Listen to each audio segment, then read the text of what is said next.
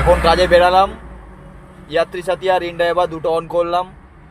তো এখন দুপুর 1:07 হয়ে গেছে, অলমোস্ট 1:07 বেজে যাওয়ার পর ফার্স্ট বুকিং এখনও করিনি আমি। দুপুর তো হয়েই আসলো, তো দুপুরের পর আমি এখন দেখি এখন 500-600 একটা ফার্স্ট বুকিং ধরবো।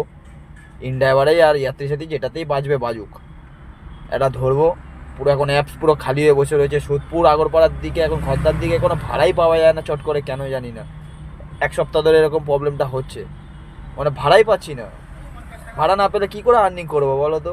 লোকের গাড়ি চালায়, লোককে তো 600 টাকা করে প্রত্যেক দিন দিতে হচ্ছে। আমি কামাই চা না কামাই, ওকে ও আর দেখবে না, ওকে তো দিতে হবে আমার। কী করবো, আর্নিং নেই, তাও বলে বোঝাতে পারছি না। এখন বেরিয়েছি, এখন দেখি ফার্স্ট বুকিং একটা মারি। ফার্স্ট বুকিং এখন 500 বা 700 একটা ধরতেই হবে, নাহলে আমার পোষাবে না। আবার কলকাতার রুটে ঢুকে দেখা যাবে কি করি না করি। এখন তো অন্তত কাজ করে করতে হবে ফার্স্ট, মানে জিরো আর্নিং হয়ে রয়েছে এখন সবে, ও অ্যাপ সব আছে। তো দেখা যাক কী হয়।